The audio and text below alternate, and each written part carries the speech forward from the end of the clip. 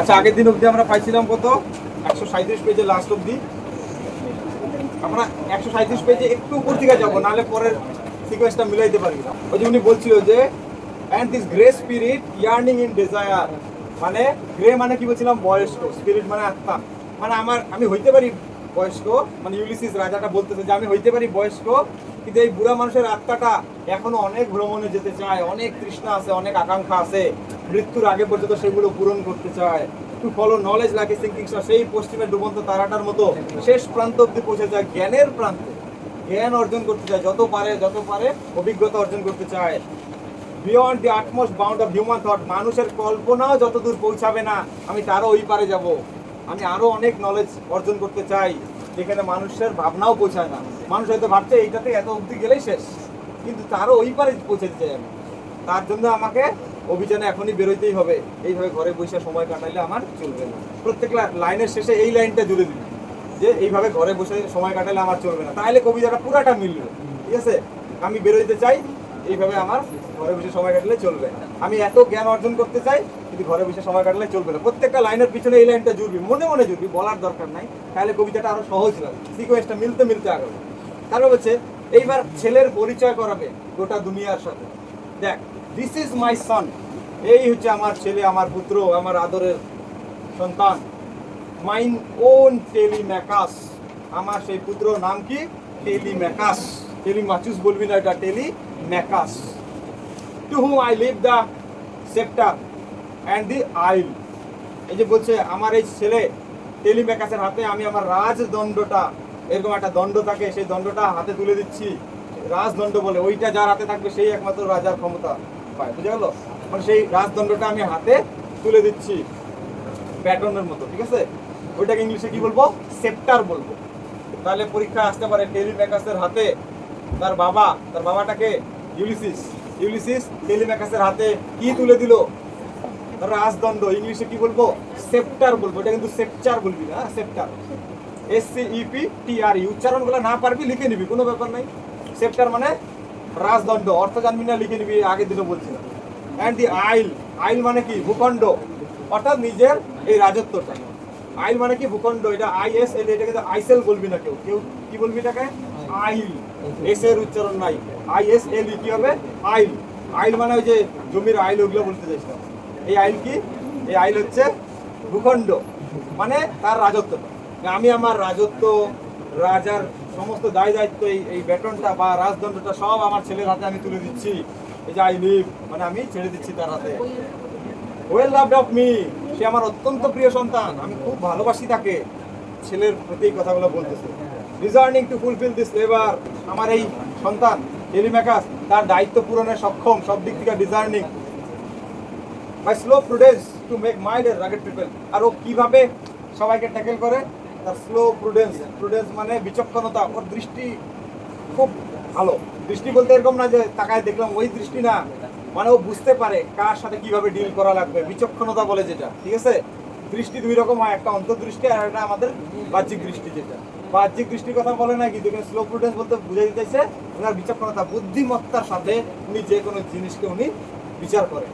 এইটা দিয়া উনি ওনার বিচক্ষণতার মাধ্যমে উনি ওনার প্রজাদেরকে, এই বর্বর প্রজাগুলোকে, যারা আমাকেই চেনে না, বলছিলেন ইউলিসিস, যারা আমাকেই চেনে না সেই প্রজাগুলাকেও, সেই রুক্ষ প্রজাগুলাকেও শান্ত করতে পারবে কে? আমার ছেলেটা। তার মধ্যে সেই ক্ষমতাটা আছে, তার মধ্যে সেই বুদ্ধিমত্তা আছে। অ্যান্ড থ্রু সব ডিগ্রিস মানে কি বলবো? কি তার শান্ত জ্ঞানের মাধ্যমে। সে কিন্তু রাফ টাইপের না, একদম মাইরে ভালো কাইটা ভালো ওই টাইপের না, কিন্তু সে খুব শান্ত প্রকৃতির। কে? ইউলিসিসের সন্তান মানে Telemachus. Subdue them to the useful and the good, তাদেরকে তার বুদ্ধিমত্তা, তার এই নম্র শিক্ষার মাধ্যমে কি করবে? কন্ট্রোলে রাখবে, সাবডিউ করবে। সাবডিউ মানে কি? দমন করা, মানে কন্ট্রোলে রাখবে, মানে রাজার কথাতেই ওরা তখন চলবে, কন্ট্রোলে রাখবে। Two the useful and the good, তাদেরকে দিয়ে কাজের কাজ করাইতে পারবে, মানে অকাজ করতে দিবে না। ও আমার ছেলেটা এতটাই দক্ষ, এতটাই যোগ্য যে ওই বর্বর উচ্ছৃঙ্খল প্রজাগুলাকেও কন্ট্রোল করতে পারবে। যারা খুব রাগী টাইপের, ওদেরকে কন্ট্রোল করার জন্য কিন্তু রাগী মানুষ চলে না, শান্ত মানুষই লাগবে, যারা বুঝায়া বলতে পারবে। আগুন দিয়ে এখন দিন আগুন নেভানো যায়? যায় না। তাহলে কি করতে হয়? জল লাগে। ব্যাপারটা হচ্ছে এরকম, আমার প্রজাগুলো তো আগুনের মতো দাউ দাউ করে জ্বলতেছে, আমাকেই পাত্তা দেয় না, খালি খায় দায় ঘুমায়, নিজের জন্য জমায়, তাই তো? আমাকেই চেনে না।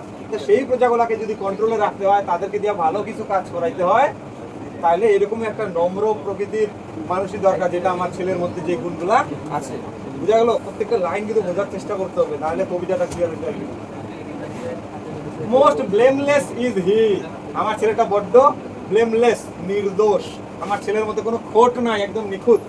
ব্লেমলেস বলছে, এই পার্সিয়ালিটি করবে অমন না, ঠিক আছে? মানে আমার ছেলেটা ব্লেমলেস, নিখুঁত, খোট নাই, ঠিক আছে? ও যা করবে সমান চোখে সবাইকে দেখবে।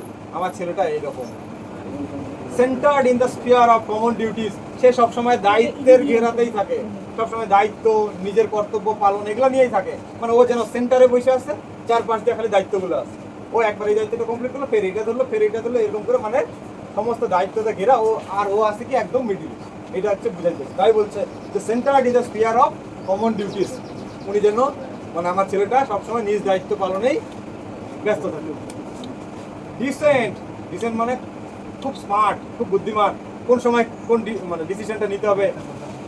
Dissent not to fall in offices of tenderness and pay meet adoration to my household gods, হচ্ছে সে টেন্ডারনেস, টেন্ডারনেস মানে কি? কোমলতা, নমনীয়তা, মানে খুব শান্ত আচরণের মাধ্যমে সে কিন্তু যে কোনো কার্যকে সমাধান করতে সক্ষম। মাথা গরম কইরা না, ঠান্ডা মাথায় সে যে কোনো সিচুয়েশনকে হ্যান্ডেল করতে সক্ষম। কে? আমার ছেলেটার নাম কি? কেলি ম্যাকা। স্ত্রীর নাম কি বলছিলাম? পেনিলো। যাই হোক, পে মিট অ্যাডোরেশন, অ্যাডোরেশন মানে ভক্তি। তাহলে পে মিট অ্যাডোরেশন, ভক্তি অর্পণ করা। তাহলে পে মিট মানে কি? অর্পণ করা। অ্যাডোরেশন মানে কি? ভক্তি। মানে আমার ছেলেটা শুধু যে এই রাজকার্য সামলাবে, নিজের দায়িত্ব পালন করবে তাই না, পাশাপাশি আরো কি করবে? বাড়িতে ঠাকুর ঘর থেকে পূজা দেই, তো সেই হাউস হোল্ড গডসের সামনে যায় আবার ভক্তিও করবে। তার মানে সব দিক থেকে গুণ সম্পন্ন, সর্বগুণ সম্পন্ন বলি না আমরা, সেইটা। তাহলে আমার ছেলের মধ্যে সেই গুণটাও আছে, ও রাজকার্যও সামলাবে, সবাইকে কন্ট্রোলেও রাখবে, আবার এদিকে বাড়ির গৃহদেবতা, কুলদেবতা বলি না আমরা, কুলদেবী কুলদেবতা, ওইটা তার সামনে গিয়ে আবার মাথা নত করবে, সেখানেও ভক্তি অর্পণ করবে। বুঝে গেল? হোয়েন আই এম গন, মানে যখন আমি চলে যাই সেই এগুলো সামলায়, তা আমি এবার যখন আবার চলে যাব, আমার ছেলেটাই ওগুলো আবার সামলাবে। একদম সোজা সাপটা। আর এইবার যে যাবে, ফিরবে কিনা নরসিও, প্রতিবারে এই বইলেই যায়, কিন্তু ফিরে আবার আসে। এইবার একটা জানি না কি হবে, কারণ এখন বয়স অনেক হয়ে গেছে ইউলিসিস রাজাটা, তাই তো? He works his work, I mind, মানে ইউলিসিস বলতেছে আমার ছেলেটা নিজের মতো করে তার কার্য সামলায়, আমি আমার কার্য সামলাই। মানে সে তার কাজ করে, আমি আমার কাজ করি, ওর কাজ ও সুন্দর করে সামলায়, আমি এবার আমার কাজে বেরোই। তাহলে এই যে এতটুকুটাই কি পাইলাম, যে এবার উনি বেরোনোর আগে একটা প্রস্তুতি নিয়ে ফেলছে, ছেলের হাতে রাজদণ্ড এবং রাজার সমস্ত অধিকার সব দিয়া উনি বেরোবে। রাজদণ্ড দিয়া দিল, সমস্ত রাজত্বের ড্রাইভার দিয়ে দিল, যে তুমি এবার সামলাও। ছেলেটাকে অত্যন্ত ভালোবাসতে, অত্যন্ত প্রিয়। ছেলেটা কেমন? বিচক্ষণ, অনেক বুদ্ধি সম্পন্ন, শান্ত স্বভাবের, এই দিয়া সমস্ত রাজত্বটাকে সুন্দর করে সামলাইতে পারবে। তাই তার আর চিন্তা নাই, সে ওইগুলাও সামলাবে। পাশাপাশি আমি যখন বাড়িতে থাকি না, যেমন করে ঠাকুর ঘর সামলায়, অমন কিনা এখনো সামলাবে আমি চলে যাওয়ার পরে। তাই সে তার কাজ করবে, আমি আমার কাজে যাব, এই নিয়ে আমার কোনো চিন্তা থাকলো না। ছেলের হাতে সব সঁপে দিচ্ছি। হইল এতটুকু।